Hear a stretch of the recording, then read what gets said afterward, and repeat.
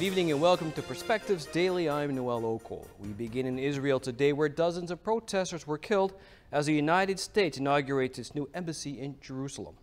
International media is reporting that in Gaza, at least 52 people were killed, with more than 2,000 injured when violence broke out between Palestinian protesters and Israeli soldiers protesting the opening of the new U.S. embassy in Jerusalem, and the death toll is expected to rise. Palestinians historically claimed Jerusalem as their capital and now feel that the U.S. cannot broker a fair deal in the peace process with Israel. Israel, on the other hand, accuses many of the protesters of being members of Hamas and using Palestinians as pawns in the violent protests along the Gaza border, which began on March 30th.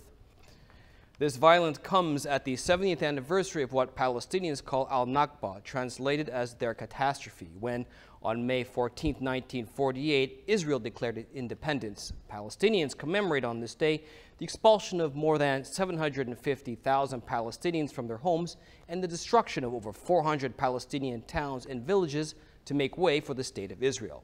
And today, Palestinians will mark a moment of silence in commemoration of the Nakba. Now, in a statement released yesterday, Pax Christi International said it recognized the 70th anniversary of two historic events this year, the 70th anniversary of the creation of the State of Israel and that of Nakba. These two events, the statement said, are forever interconnected. Pax Christi members and partners will once again stand in solidarity with the Palestinian people, especially those who, after 70 years, still remain refugees.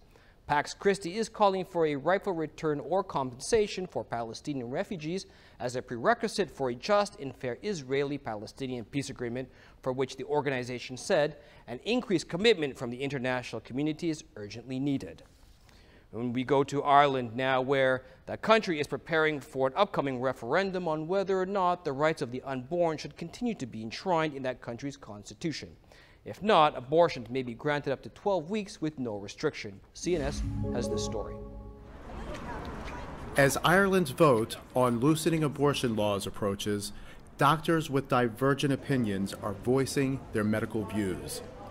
Ireland is holding a May 25th referendum on whether or not the right to life of the unborn should continue to be enshrined in the Constitution's 8th Amendment.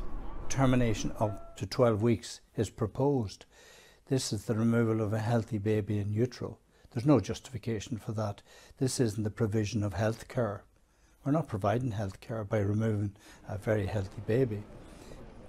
And so if we retain the 8th Amendment, what Ireland will be saying, it will be saying that we are going to continue to require women to be dying before they qualify for termination of pregnancy. We are going to continue with the growing problem of backstreet abortion.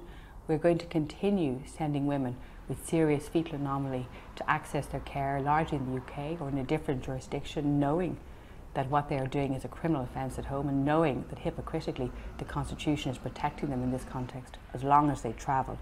And for women who are raped, they will continue to be expected to carry their pregnancy to term.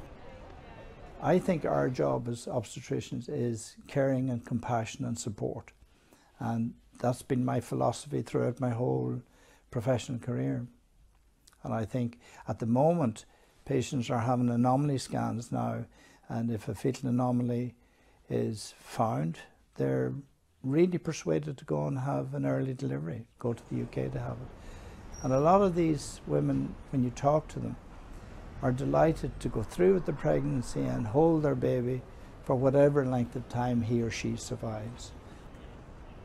But I suppose for me as a doctor, it's women's safety that really trumps everything, and we have to make sure that in this country we are keeping women safe first and foremost, and that must not be affected by people's moral stance. You know, medicine, as I always say, it's not a religion, it's not a philosophy, it's not an ideology, it's really a science.